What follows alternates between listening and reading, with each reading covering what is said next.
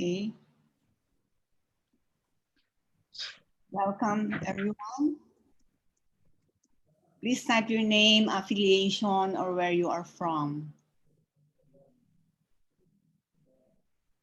Welcome, everyone, to Learn by the Nuggets, Thriving Amid Disruption, Perspectives from CSO-led Zero-Waste Enterprises.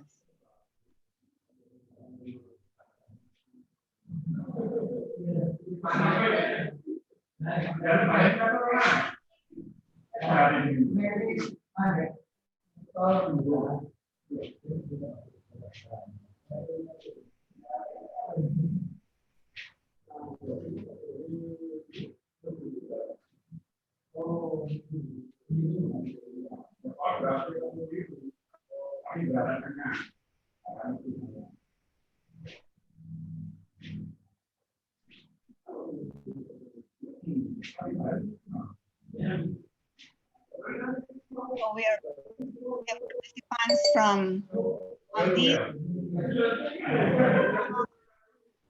from Indonesia, from the Philippines.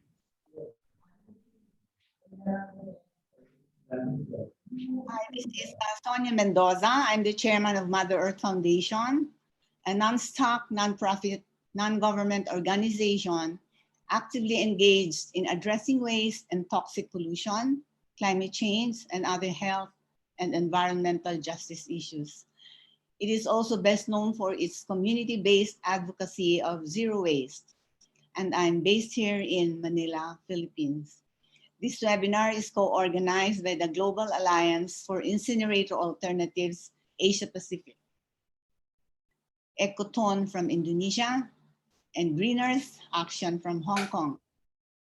Gaia, the Global Alliance for Incinerator Alternatives, is a global alliance of over 800 organizations in over 90 countries that has been working for a just, waste-free world for nearly 20 years now.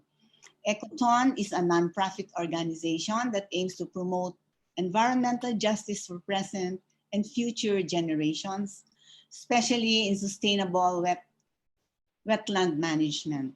They work intensively in protecting the Brantas River from pollution by monitoring industrial wastewater disposal. As for Greeners Action, their primary focus is waste reduction. They educate people to have a more environment-friendly lifestyle, and we focus on single-use plastics and food waste policies. Furthermore, this is the first organization in Hong Kong to push for waste reduction through waste charging policy 11 years ago.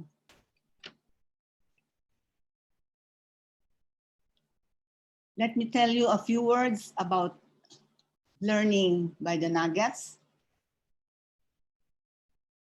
Gaia Asia Pacific is holding this webinar following the demands from members for a convenient Asia Pacific time to join Gaia Global webinars. The series features the work of our members, reports from Gaia experts and our members, and discussions of Gaia Asia Pacific campaigns. We are recording this live, and this will be available on several Facebook pages, including ECOTON, Greeners Action, and Gaia Asia Pacific, and participants may post additional questions and speakers will post their answers. The recorded session will be uploaded to our official YouTube channel. Today, we are having a webinar series on zero waste enterprises in Asia Pacific, led by our own Gaia members, titled Thriving Amid Disruption. Perspectives from CSO-led zero waste enterprises. This is inspired by our commitment towards a circular economy lifestyle in the region by promoting sustainable solutions to the plastic and waste crisis, not just in Asia Pacific, but in the entire world. What we would like to happen is to have more development organizations, local government units, impact investors, and financing institutions to develop portfolios for zero waste initiatives. We will be looking at our members as zero waste enterprises, particularly on how they thrive and innovate despite the pandemic. Before we start, a couple of points in logistics. This nugget will last 1.5 hours. Please use the Q&A section on your screen in Zoom to send questions to the speakers, not on the chat box, please. Later, we may unmute those in Zoom for their questions, but we cannot promise that we can accommodate everyone. Please remember that questions can still be posted a few minutes after the session. You can also send that through email, and we will try our best to respond. If you experience technical issues in Zoom, please connect to our technical support team through the chat box. So just to give you a quick view on what's going to happen in the next 1.5 hours, we will have a quick introduction of our speakers one by one, and then we'll lead directly to questions and discussion about the work they and their organizations are doing specifically in regard to zero waste and their perspectives on various issues in their field of work. So let's begin with Marcon Alvarez of Mother Earth Foundation. Maricon, you have the floor. Hi, good afternoon, everyone. So I am Marcon Alvarez, one of the program managers of Mother Earth Foundation, handling the Zero Waste Cities projects here in Malabon and Navotas, here in Metro Manila and Batangas City in the southern Luzon, and in San Fernando, Pampanga, and also handling the overall logistics and operations of our own Zero Waste Store 1.0 here in Malabon and in the two other sites in Siquijor and also in Batangas City. And I'm also handling trainings for schools and local government units together with our co-program managers and support staff. So good afternoon. Thank you, Maricon. Next, Daru of ECOTON. Yes, so good afternoon, everyone. So I'm Daru from ECOTON. So ECOTON work in Brantas River. So we have a problem with diapers in Brantas River because people have a habit to throw diapers into the rivers. Why the river is also drinking water source for 5 million people in Surabaya and nearby city. And the river also become our food source because it will end up in the east coast of Surabaya, and there are some fish ponds, and also the sea is also important supply for our seafood. But unfortunately, because lack of the waste management service from the government and lack of awareness from the people to reduce the waste, now the river is heavily polluted with diapers. About 47% of the waste floating in the river are diapers. And we calculated there are about 3 million diaper waste produced per day from 700,000 babies under 2 years that use 4 to 6 pieces of diaper per day. And we calculated about 30% of the diaper waste are dumped into river. So that's why we start the new initiative. We initiate the Poca Laundry Service. It's our initial experiment. It's a pioneer of diaper laundry service, a social business that we don't expect to earn profit, but the main mission is to make people shift from disposable diaper to cloth reusable diaper. So that's for the introduction. Thank you. Thank you very much, Daru, for that information. And now we have Angus Ho from Greeners Action. Angus, please unmute yourself, Angus. You're on mute. Okay. Hello, everyone. Nice to meet you here. And I'm glad to be a speaker for Gaia today. And Greeners Action is already established about 28 years.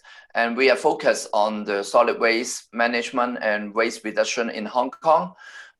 We also focus on some special items such as plastic bags and food waste, and also the packaging waste, And we have a lots of projects and to the public and residents, and also to the commercial sector in Hong Kong to deal with different kind of single-use plastic.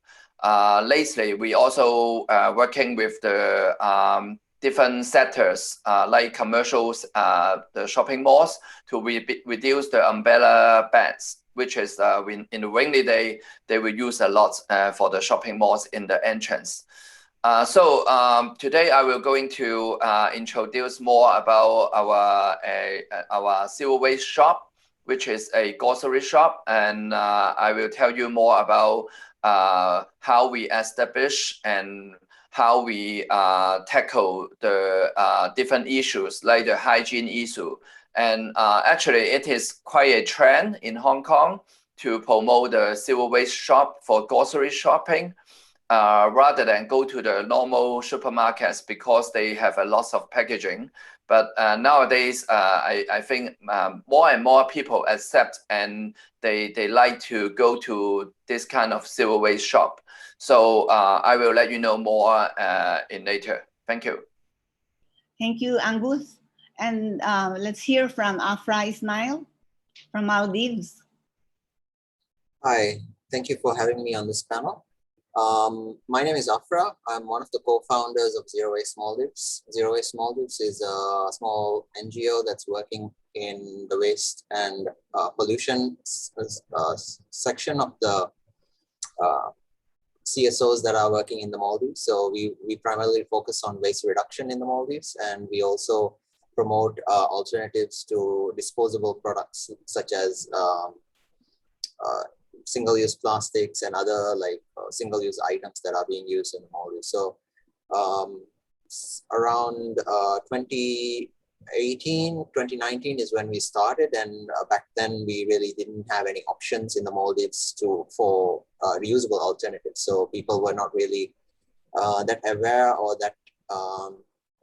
that used to the idea of reusing, because we've started living in this disposable culture. So we started promoting and advocating that people use reusable products, and we started selling some of the reusable products through our store as well. And we also work closely with the government of Maldives in single-use plastic policies and also waste reduction policies that are being carried out in the Maldives. You must have heard recently that we announced that we would phase out single-use plastic by 2023. So right now we are in the process of implementing an import ban on some of the single-use plastic products. So hopefully we will continue on this journey and then try and reduce our use of single-use plastics as much as possible. Yeah. Thank you, Afra. Well, so good to hear from all of you about the zero waste work in the different countries. Thank you so much for that and the amazing work you do. We're going to now to the questions soon, but Maricon will just give a bit more background about Zero Waste Enterprise. Maricon. Please. Thank you. Yeah. Thank you, Tita Sonia. So just to give you a background. So basically, a Zero Waste Enterprise is a venture that offers products that are plastic-free.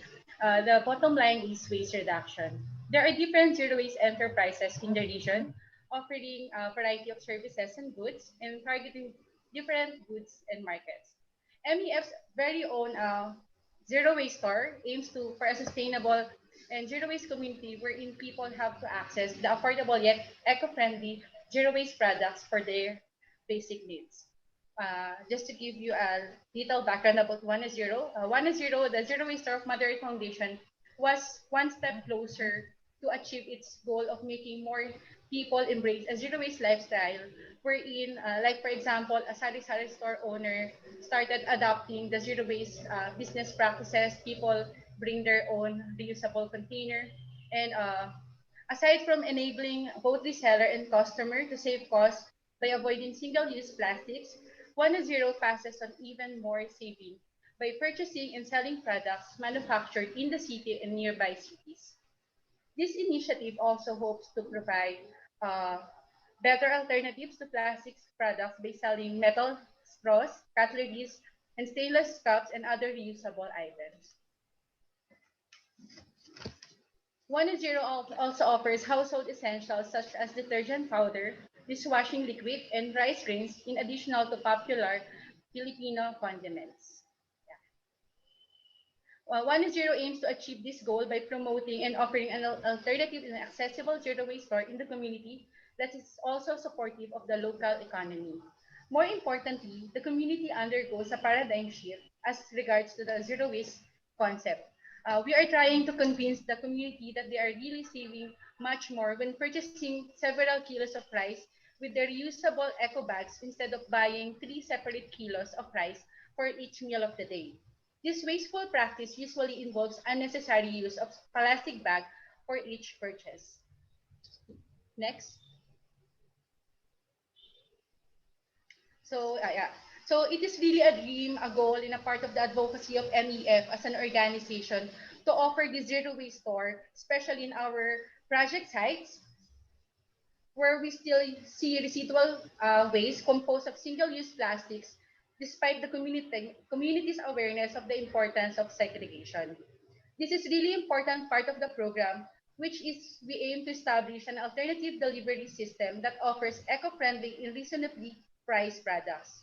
Our first zero waste store was established in our main office in Quezon City way back 2017, and because of funding opportunity of Plastic Solutions funds, we were able to put up our Zero Waste Cities branches here in our 3 sites, like in Malabon, Annex, Batangas, and in the province of Siquijor with different perspective. Like one in Malabon is like a mini mart, in Siquijor is like a cafeteria, and in Batangas is like a small sari-sari store type.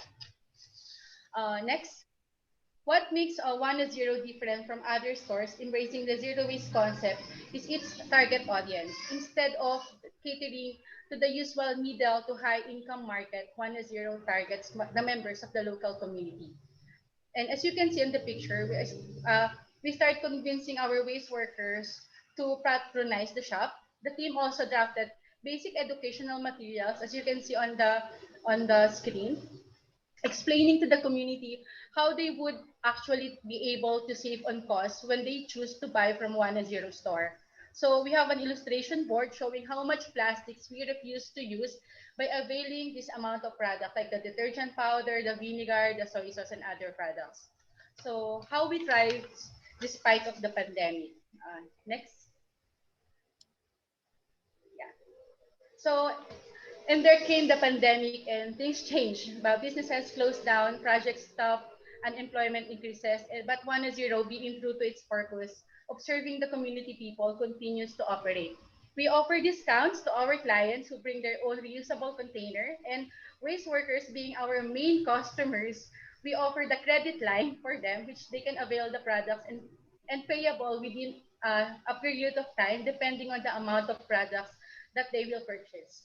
And also, one way to adapt, and even in pre-pandemic time, we also have the 1.0 store online, where most of our clients are private offices, companies who are looking for giveaways for their seminars or company events that are plastic-free. And it really made an impact that our store also serves one purpose. All proceeds of our zero waste stores goes to our waste workers scholarship fund. So we seek to help our frontliners of zero waste by providing scholarships and financing their children's education expenses. So the store also profits also to finance foundations projects that assisted communities during the COVID-19 lockdown here in the Philippines. A community kitchen called Kusina ni Juan, or the Kitchen of John, and the distribution of zero waste kits that contain reusable face masks and gloves, vitamins annex. And now we are also participating in the growing movement here in the Philippines, the community pantry, but we do it again being true to our advocacy, the zero waste community pantry. So every other day, we look for donors and other supporters to provide basic needs for the community, just like in the picture. So thank you, everyone. Thank you, Maricon, for that comprehensive description of the Juana Zero store.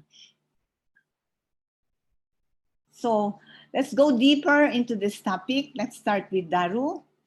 Daru, why and what made you decide to start Poca Refill Store and Laundry Baby Diaper? Tell us more about your store. Okay, thank you, Tita Sonia. So why we start this zero waste and diaper laundry service? Because yeah, like what I said in the introduction, because a diaper is one of the biggest plastic waste composition, yeah, in our river. And according to our survey, about 80% of the babies now use disposable diapers, especially in the cities. And also in even in the rural area nowadays babies use disposable diapers. Unfortunately, in the rural area, in the village and in the mountain area far from the city, there is no waste management service, so people have to deal with their own waste, and most of them see the river as the easiest way to throw their trash in especially diapers, because people in Java have a traditional myth: if the baby diapers getting burned in a fire, so the baby will get sick. So to avoid the diaper getting burned, they throw it in water, in the river, in the waterways. That's why we found a lot of diapers in our river. So we're thinking we have to do a lot of things to solve this problem. We're doing advocacy to the government to make a regulation to provide, to improve the waste management service, and also to the producer. We ask them to enforce extended producer responsibility. So they also take responsibility in collecting their waste back from the consumer, and also to provide the technology to treat the diaper waste. It's still ongoing process. We're doing advocacy to government and to the producer. And we also think that people need a solution. If they're not allowed to use disposable diapers, what are the alternatives? So we're thinking that we need to open this cloth diaper store, and also the laundry service, because some of the young mother feel it's very inconvenience to use cloth diapers. They have to wash it. So we want to help the young mother to manage their cloth diapers for the babies. So we provide this laundry service. We just opened for 2 weeks, so the store is not fully open because we have a lot of yeah, other things to do. It's still on and off, but we keep doing promotion. So for the people live nearby ECOTON office, we provide three three cloth diaper for free, and free laundry for 1 week. And after that, we hope that they will continue to use our laundry service and buy more diapers, because 3 diapers will not be enough. So at least one baby need at least maybe 15 to 20 to how to say, when there's raining, so the mother still have other diaper that can be used while waiting for the diaper to get dry. Are you Yeah. finding more people in your community now are drawn to a zero waste lifestyle? Are they being convinced? How about Yeah. the young mothers? For the mothers, we actually, the campaign for the mothers, we already started maybe 3 years ago to introduce them to cloth diapers, and also to do the toilet training, because in Java culture we also have a tatur. It's like a toilet training for babies. So when baby wake up in the morning, the mother take her to the toilet, and how to say, it's like to promote her, encourage her to pee, and also after meal and after drinking milk, like 3 hours after that, they bring the baby to the toilet. So this kind of a traditional wisdom, yeah, we call it. We need to reintroduce to the young mother. Beside the diaper, we also have this zero waste store in this FOCA. Maybe you can see I'm in the store now. This is Yes. our store, so you can see there's some zero waste product we sell here, like some bamboo and yeah, brush, and also this bar soap. This is the refill product we sell to the customer. And yeah, now some people already know that we opened this store, and today we have yeah, quite a lot of new customer because they just knew that we opened this store, and we hope the laundry service also will get more customers. Yeah. When you started your business, Daru, did you encounter any challenges? Is there resistance from the community? And how did you overcome this? Like your zero waste store and your diaper service? Yeah, I think zero waste store is still a very new system. So a lot of people don't know about this kind of system. So that's the challenge. People are too spoiled with the single-use packaging. And some new customer coming today said, you should pack this already in the packaging. But that's not the point for this store. Actually, we want them to try the new way of shopping by bringing their own container and refill it in this store. So yeah, I think it's a process. People maybe will learn about this. So the challenge is how to convince people that we need to reduce plastic, because they found plastic is everywhere. They don't think it's necessary to reduce plastic. That's the challenge, actually. Yeah. Would you have tips for other businesses that they can also transition to a zero waste enterprise?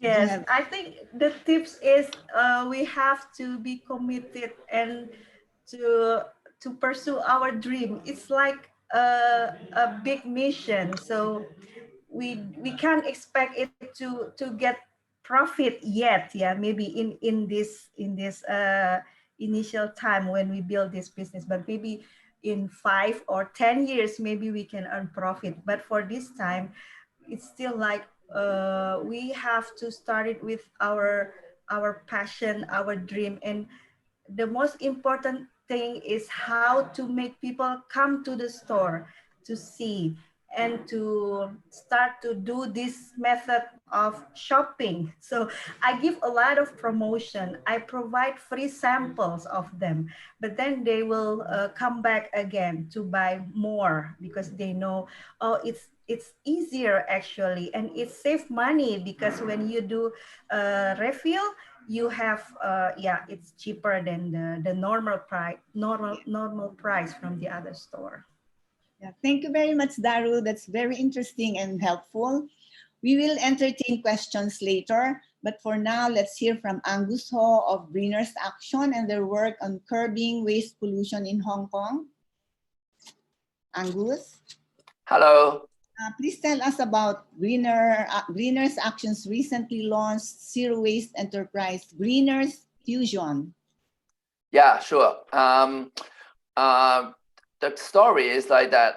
We have run a food donation program, which we receive a foundation, and then we use the funding to go to some local wet markets to collect the vegetables, which is unsold at the evening time.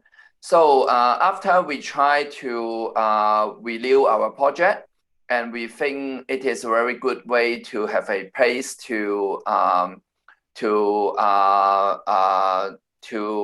conduct the program, to distribute those vegetables to the needy, to the elderly. So we want to have a place, we want to have a room or a shop So after that, we talked to the funder, and then the foundation discussed with us, and we also think it is very good to have a second use, not only for the food donation, but other use for environmental protection promotion. So we're thinking about to make a zero waste shop. And then so we start thinking about how to make a greeners fusion, because at this moment, more and more people in Hong Kong, they would like to have a zero waste grocery, and they would like to have a choice without shopping without plastic or shopping without packaging. And they also would like to purchase the products from local, from Hong Kong, which is before, and most of our products come from mainland China or other country. But nowadays, more and more people have a more environmental conscious, and they want to have a products made in Hong Kong and promoting local production. So this is the start of Greeners Fusion. Okay. Given the rising issue of plastic waste, where people prioritize health over environment, what strategies does Greeners Action employ to ensure the public's compliance with your store? Has your public engagement helped? Yes, actually, I have some slides I would like to show to everyone so that I can tell people. Yes, it's here, it's coming. So next slide, please.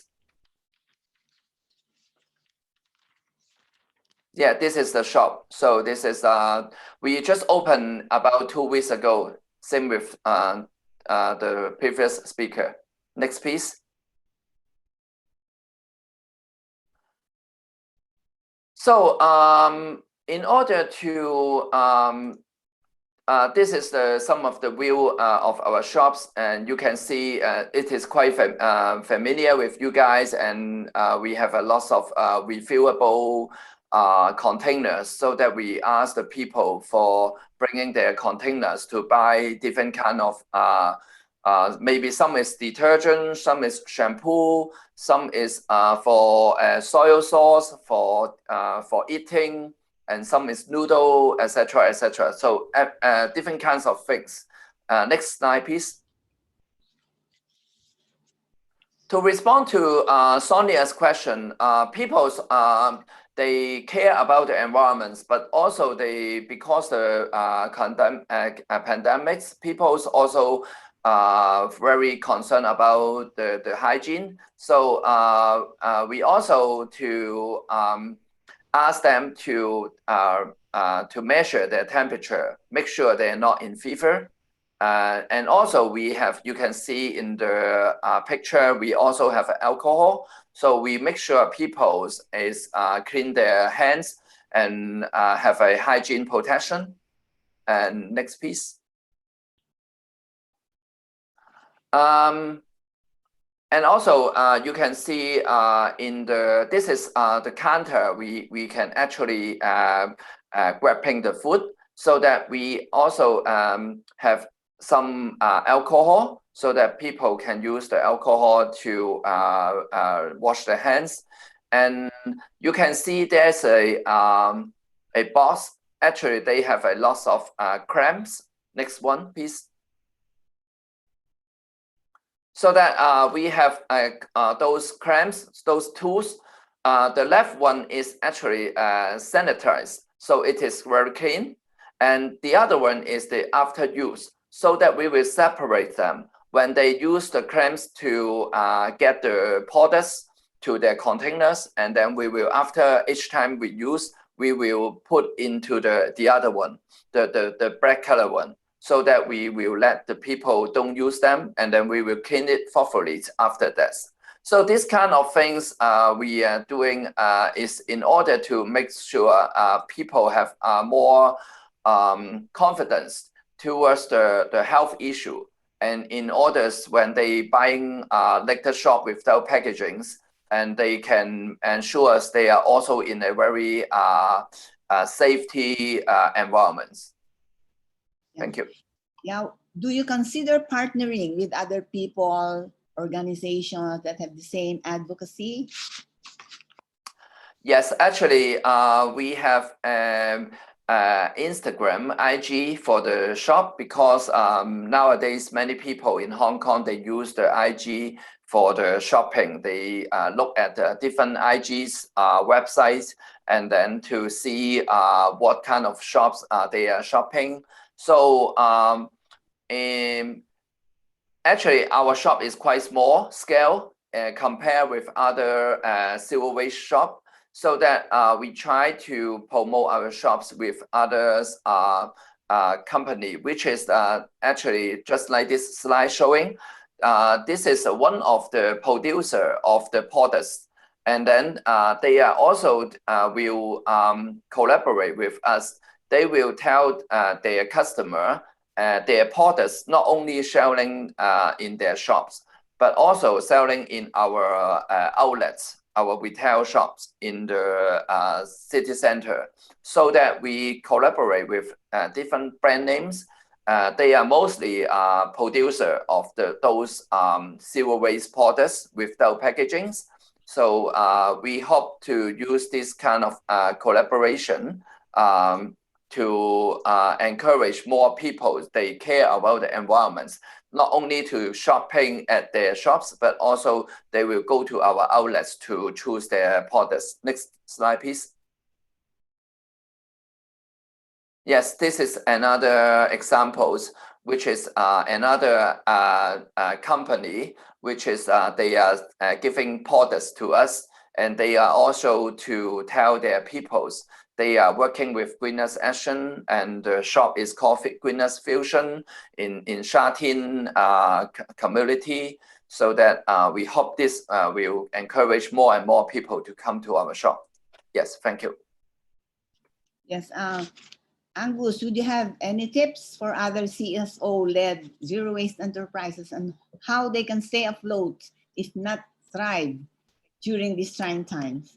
No, it's pandemic. Yeah, it is a very, actually it's not easy for us as a NGOs to create an enterprise. I can tell you that without the fundings, it may not be able for us to sustain very good, because we just start now. We start for 2 weeks only. And actually our sales is okay, but not so good. If we don't have the fundings support for the rental and also for the staff costs, we may not able to sustain very well. But we will going to have more marketing strategy, just like what I said is in the Instagram, IG, and we will also to have some kind of a redemption card for the customers, so that a royalty scheme, so that we can let the people become a member and has a royalty scheme if they come more, and we will encourage them to come. We also will have some marketing and also education program in the nearby schools, so that we will ask the student to come to experience what kind of grocery shop of a zero waste shop it is, and then to let them know if they come here, they should have their own container in order to buy what they want to eat or whatever. So we will use different kind of marketing strategy in order to make us survive and also sustain this project. So this is my aim. Thank you. Yes, that's good. Yeah, use social media, and then you have marketing strategies, and then you can convince more people. Thank you, Angus. Thank you. Now let us go to Afra to talk about how they encourage and promote zero waste lifestyle amidst the pandemic in Maldives. So, Afra. Thank you, Sonia. Zero waste lifestyle can be intimidating. How do Zero Waste Maldives recommend people to start? I think the first thing is to understand that really Zero Waste Lifestyle is really the name that came to it in recent times. But if we actually talk to our parents and our grandparents, we know that we were really people of zero waste. Like didn't really have these disposable products in the beginning, and we didn't really have this throwaway culture that we had before. Before, I think most of us can remember that our parents never threw anything away. They tried to reuse and try to reuse as much as possible. Like even old clothes, they would try to repurpose it into different products and try to use it within the home before it ends up in a landfill. So I think it's about, connecting back with our roots, and also like understanding that this throwaway culture is quite bad for the environment as well. So we always try to talk about this trash blindness. Like you don't really see the trash around you until you see like a huge pile of waste somewhere. But we need to also realize that we are part of the problem, and that is the only way that we will be able to work towards the solution as well. So I think that is how, you have to think about this problem. Yes, that's true also. Afra, even here in the Philippines before, people use really everything, they don't throw away. It's only now because the things are disposable, but we used to repair and use the things before we really dispose of it. So what do you encourage other people to do? Like you've been doing it before. So, but now the times are changing. So with Zero Waste Maldives, really, we are encouraging that people to really switch to sustainable alternatives. So like, of course, there are products that have a limited lifespan. Like for example, toothbrushes. You can only use a toothbrush maybe for a maximum of 3 months, and the bristles would sort of fray away, and then it won't be as effective as a cleaning as for its purpose. So for those kind of products that you are forced to buy, we want to encourage people to really switch to sustainable alternatives. So like maybe miswak sticks, those older, in more Muslim cultures, they use a stick to brush their teeth. So those kind of things, and even bamboo toothbrushes, which are a bit more modern and which may be more relevant to some of the, Instagram friendly as well, so that it's easier for people to catch on as a trend as well. So those kind of products, I think, will really help to reduce the amount of landfill that accumulates over time, like the disposable single-use plastic items that do not really go away even after hundreds of years. So we really encourage people to switch to reusables over disposable. So like with the single-use plastic ban also, like a lot of importers are switching to disposable alternatives, like like for paper or even plastic containers that are not styrofoam. So we banned styrofoam in the Maldives, and now more people are importing other types of plastic packaging to deliver food and stuff. So instead of those, we should consider going for either packaging that would definitely degrade in a landfill environment, or try to create small businesses around reuse and reuse of like food containers. So there are businesses where takeaway containers could be brought back into the business and then washed and reused in the delivery process. So it's small business opportunities are really there if you want to embrace a zero waste lifestyle and try to promote it in a city or an island or village even. So I think it's looking at those opportunities and trying to see how it can benefit the community as well. Yeah. Afra, can you tell us what you think is the role of civil society organizations like Zero Waste Maldives, ECOTON, Greeners Action, Mother Earth Foundation, and among others, in promoting a circular economy lifestyle? And how does Zero Waste Maldives promote zero waste to the wider public who has no knowledge of this advocacy? This is a very important question, because we are also actively trying to figure out how to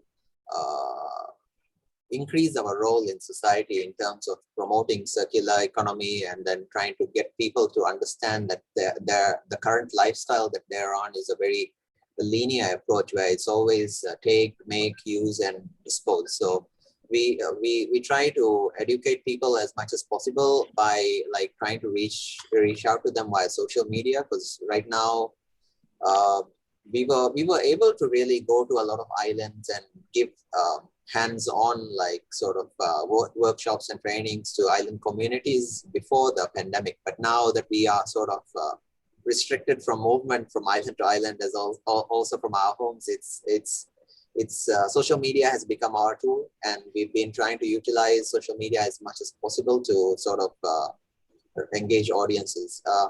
And what we realize is really the audience on like social media platforms like Instagram will be quite different from Facebook and also quite different from Twitter.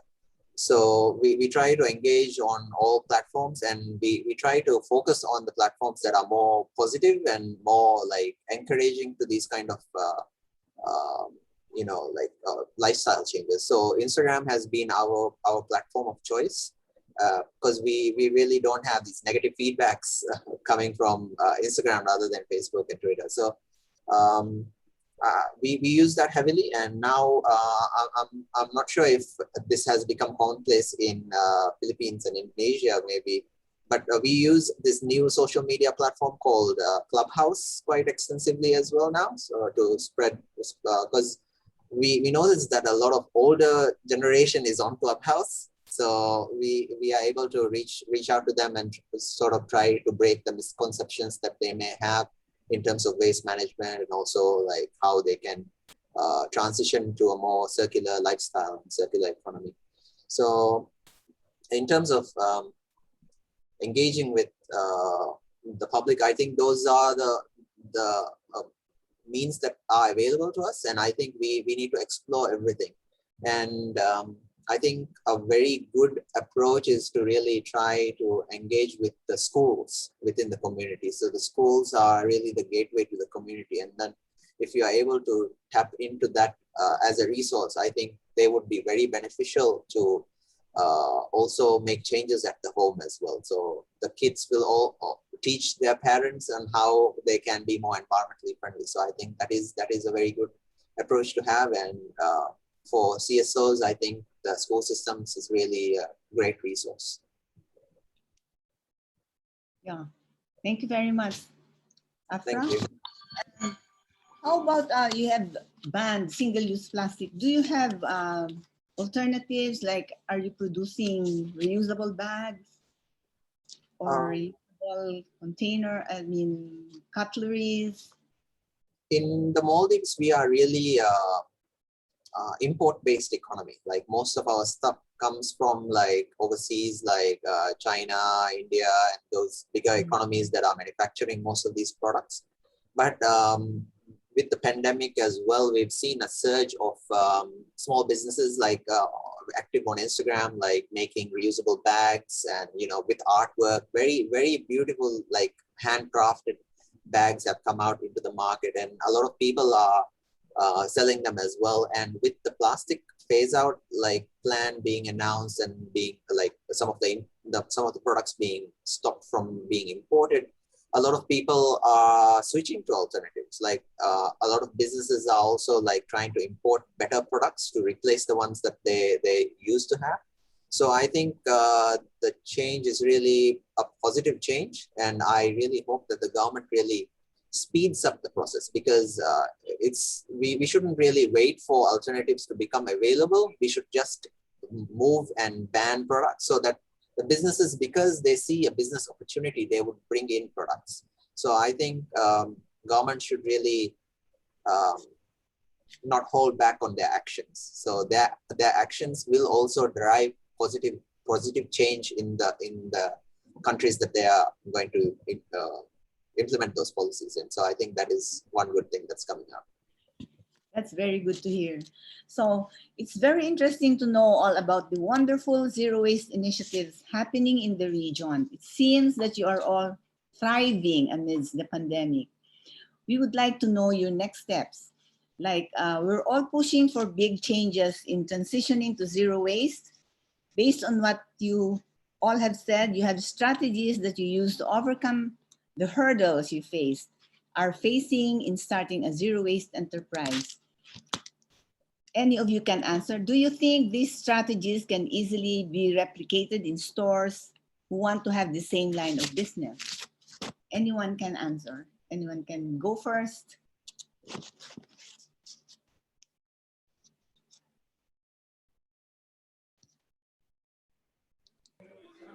Yeah, maybe I can go first. Yeah, Daru, yes. Yes, so our next action, yeah, maybe we still want to, this zero waste store actually is only like a model of alternative of product delivery system. So actually the producer also have to shift their delivery system to this kind of refillable, reusable system.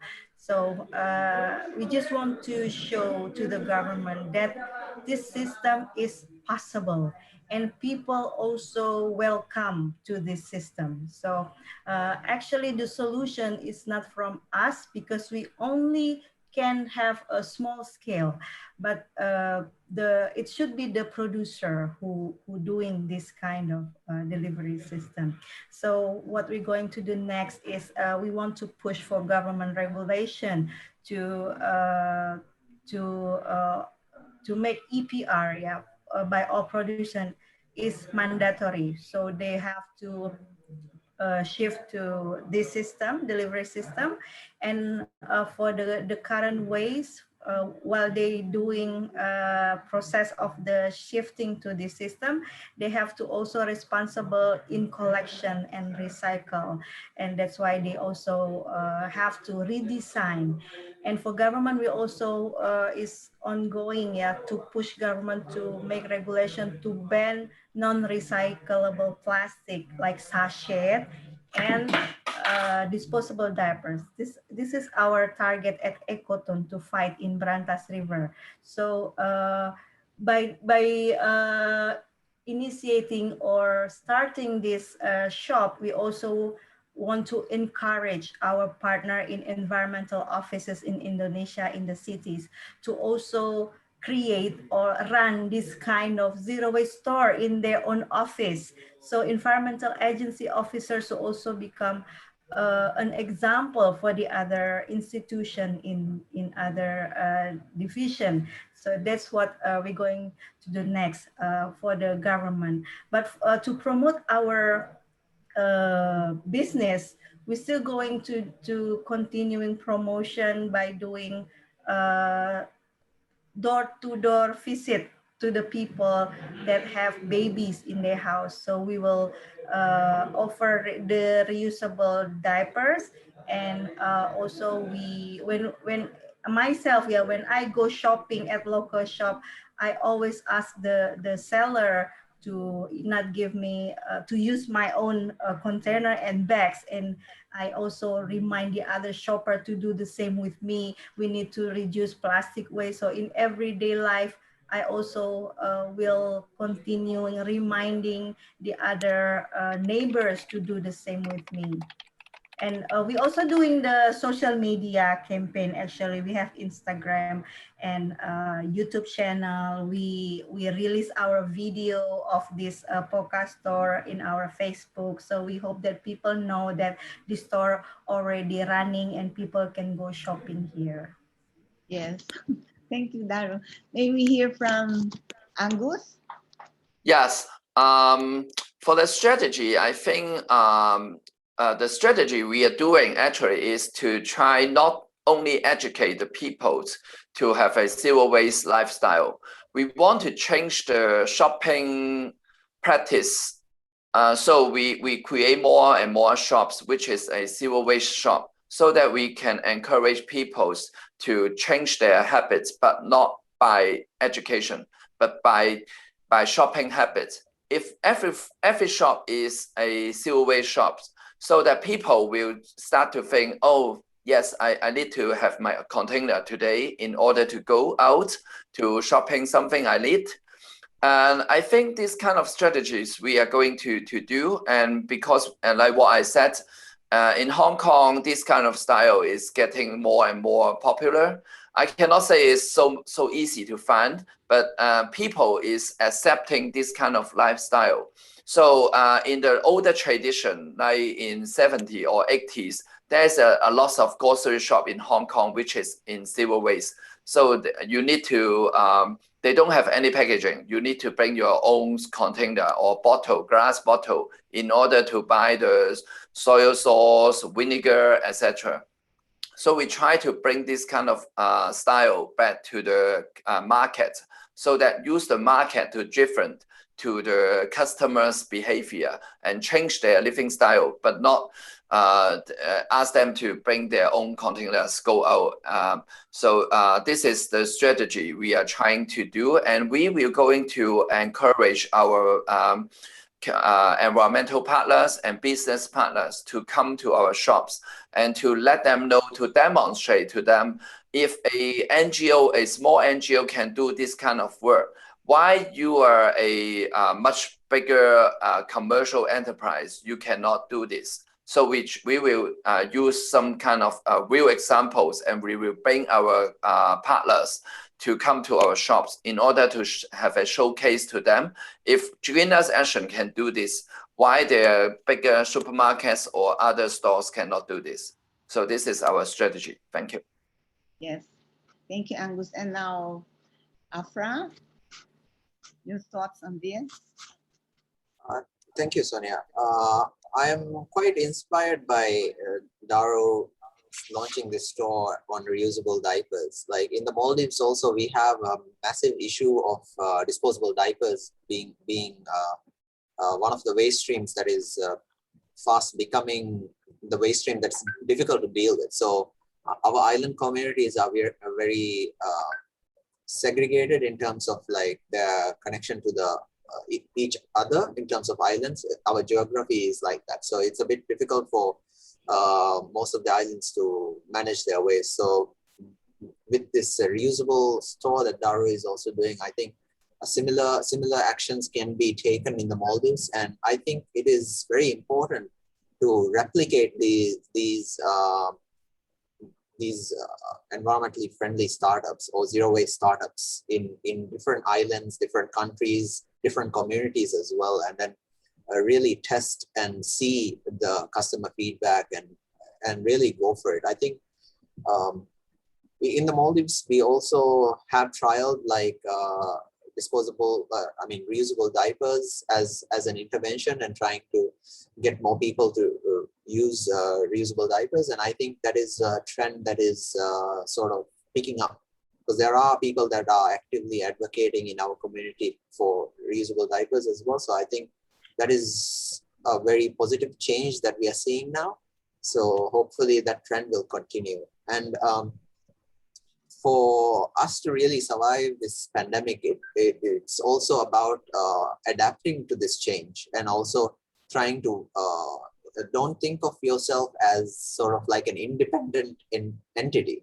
Like zero waste is really about the community. So you're supposed to work with the other organizations or other stores that may be in your locality and really draw power from each other in implementing these zero waste projects and stores in the communities. I think that is the best way to get more of the community engaged in the work that you do. So that is, I think, one of the most important things that we can do as, I guess, one of the people that are pushing for zero waste options within the communities. Thank you, Afra. And now for ECOTON and the Greeners Action, do you have plan of branching out? Let's hear from Daru. Okay, Angus. Yes, I can talk about a little bit about our coming strategy. Actually, in our plan already, we will, because we have a free office. One is the Greeners Fusion, the zero waste shop, and actually we have two offices, which is also located in the residential area. which was originally is an office, but we also have a little bit area, like a reception area. We will going to renovate it as a small zero waste shop in order to enlarge our network. So that because the good thing is our tool and other office is located in the residential area, even it is not very big and it is only a small counter or small area of zero waste shop, but we will renovate it and we design our office space so that we can make another tool, Greeners Fusion Shop, in our office, so that we can make some kind of a trend or to have a wave of zero waste shopping in order to make more and more people to know Greeners Fusion and to know about zero waste shopping lifestyle. So this is going to be due in coming 2 or 3 months. So that I hope in that time we will have more good news to share with you guys. Thank you. Okay, thank you, Angus and Daru. Do you have plans of branching out? No, not yet, because yeah, it's still a trial. So we want to evaluate how is the recipient from the public.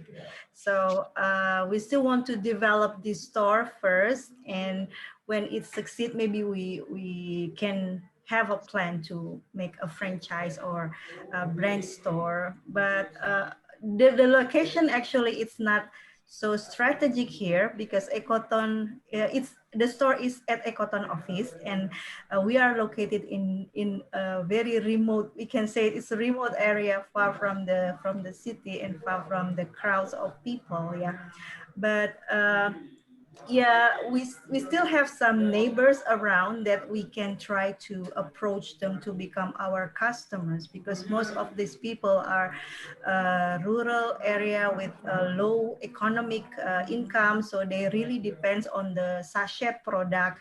So we want to get them used to this new method so they can they can shift from sachet packaging to this refill system. And from this 2 weeks opening the store, I can see that some people really like it. So they agree that this system is really help them, and it's also give them yeah, lower price, and it's close to their house. So yeah, some people already come several times and yeah, enjoy our service. So we want to develop this store first, and to yeah, at least we serve this neighborhood around ECOTON. So people in nearby ECOTON office will also understand why we need to reduce plastic, why ECOTON always talk about reducing plastic. So yeah, we want to educate the local people first.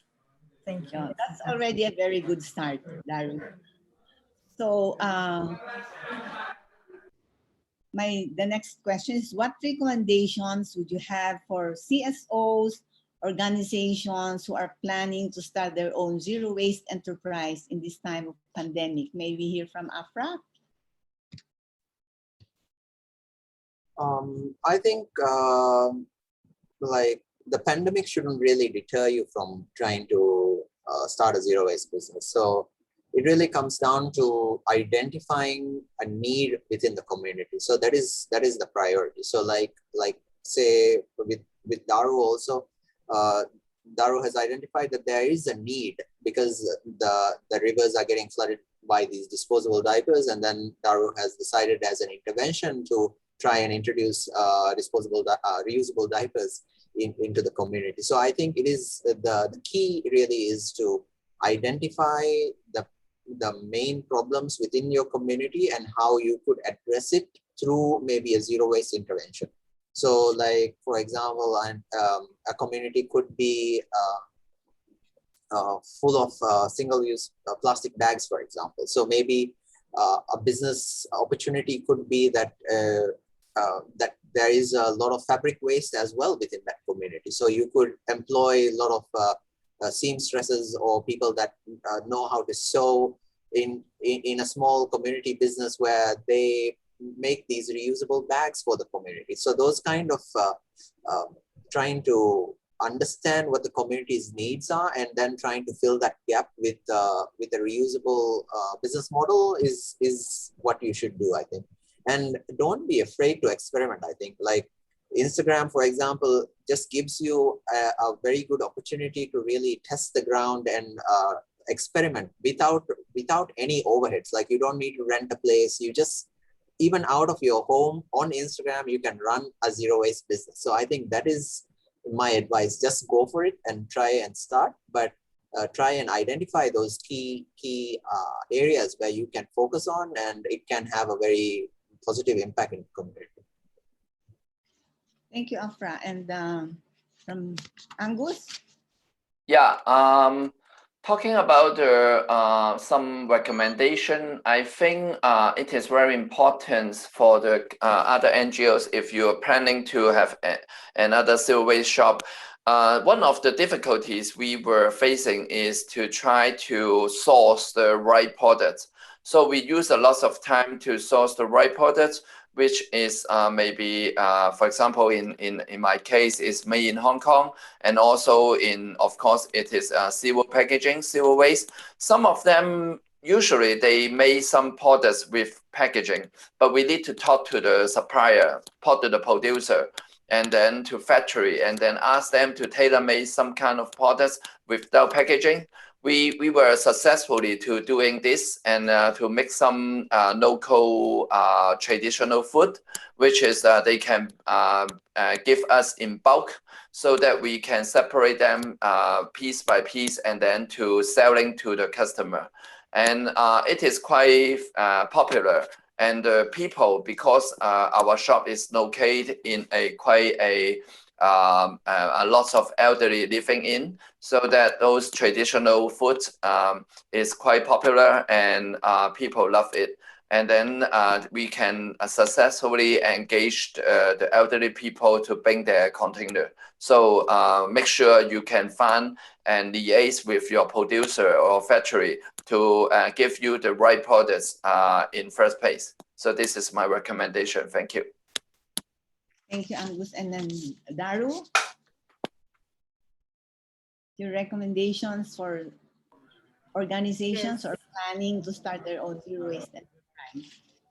Yeah, my recommendation, maybe if you have interest to open zero waste store, yeah, you need to plan who is the target. So like what Poca store, we start this in our office because yeah, the location is on the riverbank. So we want to make people shift, yeah, from the sachet. So the target is sachet and diaper. So we also want to, we need to get sponsor or funding support, because it's difficult if we started with our own investment, because yeah, it needs quite, yeah, although not really a lot for a small store, we need to have a funding support. Luckily, we get the fund support. That's why we can have this store. And look for a local producer. Yeah, like for the product here in ECOTON, I try to look for the supplier that close to our office. So we can also want to develop the local economy around our area, like the souvenir we buy from our nearby store. And I even order one from the local maker. Yeah, so yeah, we try to also work with local people, so people will support our business. And for the factory, we also look for the factory that in our city or not far from our city, so it's also will relate with our transportation, so we have yeah, shorter transportation cost, and we also can get the cheaper cost, because it's not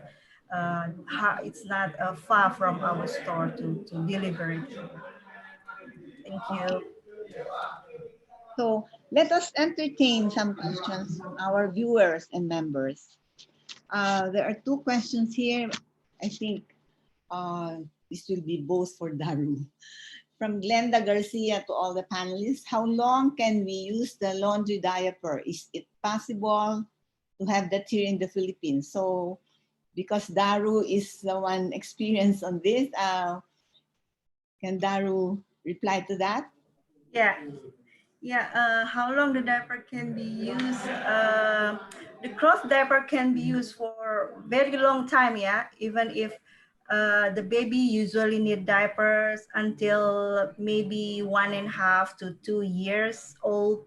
So the cloth diaper can still be used for the younger brother. So it can really stay very long. So it is very good way to reduce to avoid the disposable diapers, and also to save a lot of money, because from our calculation, 2-year baby, the cost for diaper can buy one motorcycle in Indonesia. So it's very expensive. It's very expensive cost for the baby disposable baby diaper.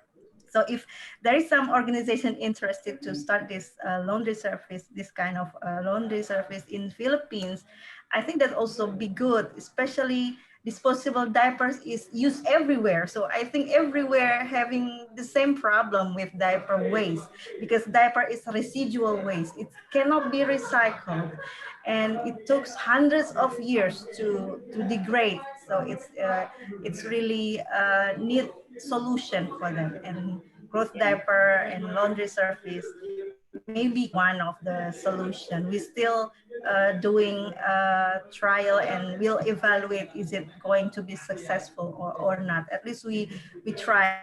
That is back to basics, because before all my children, I used cloth diapers for them. We didn't have disposable diapers. One of our our effort. Okay, there's another question Cloth diapers, because Daru from Suan of Vietnam Zero Waste Alliance. Hi, Suan. Vietnam Zero Waste Alliance. Daru, what are the feedbacks from the mothers? Usable diaper? Okay. How is the customer growing? Mm-hmm. Yes, we still don't know yet because we just started this business for 2 weeks. But from some mothers that I already gave them the free cloth diapers, they said it's it's quite convenient, and feel the same with the disposable diapers. So they are planning to use it again, but we still need to evaluate more customers. We need more opinion from other mothers, and we're still doing that. So we still don't know yet. Hopefully, this initiative will get good response. And so far, the customer growing is also still slow. Slow. We still don't know because we still just start.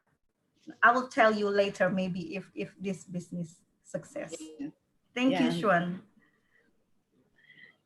We'll wait for the updates from Daru. So are there questions from the speakers to the other speakers, if you have? Oh, there is a question here from Rosana from the Philippines, who is managing wasted or used face masks and face shields, which are flooding the oceans and rivers. How can the manufacturers of plastics be held responsible of the waste they produce? Oh, I think I can take this question. Okay, Afra. Even with face masks and face shields that are coming in, I think all over the world, this is becoming a really major waste stream that has come in because of COVID-19. So the main thing I think we need to do is really make sure that the governments implement extended producer responsibility frameworks for these items as well. Like, just because we are trying to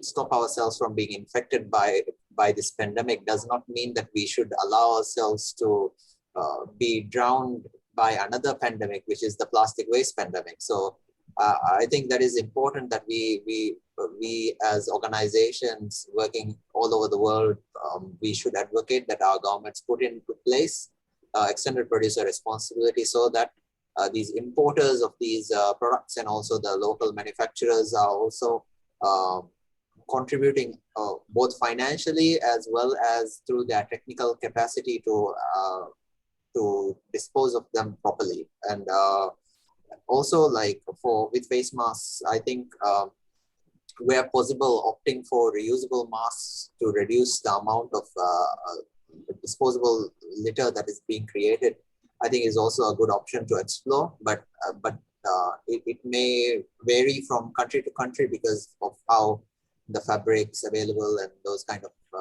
factors may contribute to how it's implemented. But I think the key message, I think, is to make sure that the governments are responsible for ensuring that these products are disposed of in an environmentally sound manner. Yes. How about the other speakers, the other panelists?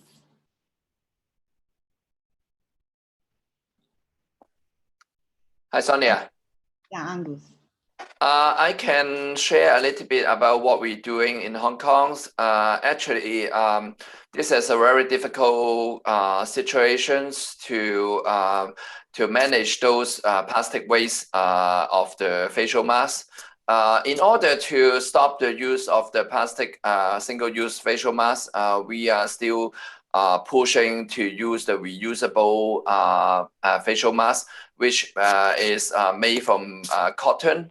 But they are maybe special fabric so that they can able to filter those virus, and also maybe we have some kind of function to protect the people. So that we are going to have some, we did some survey before, and then we also to urge the public and also the government to let the people to use the reusable one.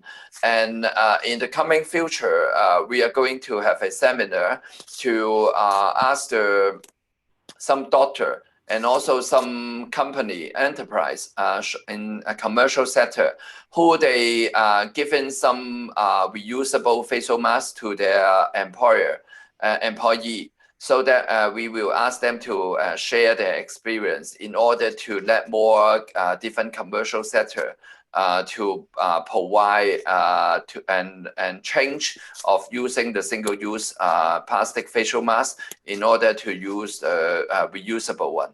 So this is what we're trying to do, is stopping the source rather than to waste to manage those plastic waste of the facial mask, which is quite difficult, and especially have the hygiene problem. Thank you. So there is another question from Rosana Alave, the same from PRRM. Sachets are bountiful in many poor countries, and this is one of the strategies of manufacturers, and they are doing all marketing approaches to sell this waste. There is difficulty in educating people because we are now more comfortable with instant and easy lifestyle. What can we do about this? It's from Rosana from the Philippines. Sachets. If I may go first, I think in the Maldives, really, sachet culture is not really that big, but we do have these, we also do have products that are packaged in sachets. But I think we have to work together to really fight the sachet culture that is happening in countries like the Philippines, which is very rampant. So I believe that the sachet culture can also be fought by the reuse and refill culture as well. So trying to match those price points that these big corporations are trying to sell these sachets in, I think is a good strategy to employ.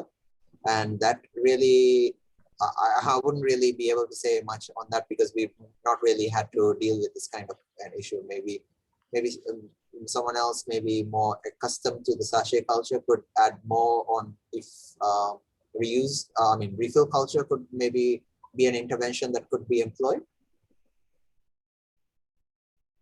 Yeah, that's really a big problem because of the marketing of the money of those big companies. So we have. So I would like to thank so much all the speakers. This has been an inspiring discussion. We all learned a lot from you. We wish you continued success. Before we close, can I invite the speakers to share with us some nuggets of learnings for our viewers? Just 1 to 2 sentences, maybe a quote or some wisdom that has kept you going and moving forward despite the many challenges that we are facing. Shall we start with Daru?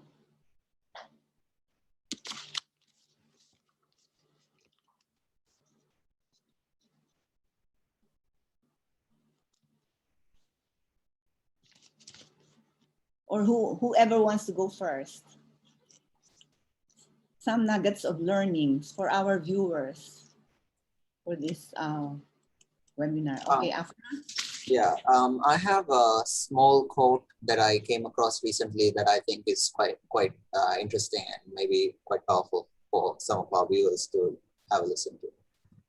It says, the environment is in us, not outside of us. The trees are our lungs, the rivers are our bloodstream. We are all interconnected, and what you do to the environment, ultimately you do to yourself. So I think this really encompasses the reasons of why we really need to be more mindful of our environment and try to work towards protecting what we have and trying to encourage a more zero waste circular economy lifestyle within the communities we live in. Thank you, Afra. Daru has to go to another meeting, so she had to leave. Thank you very much, Daru. And Angus?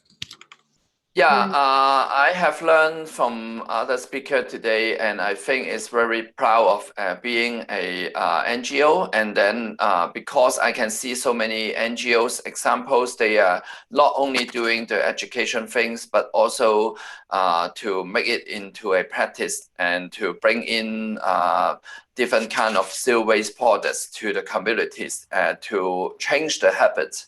So I would share a quote is never give up and use our innovative to change the environment. Thank you. And Maricon?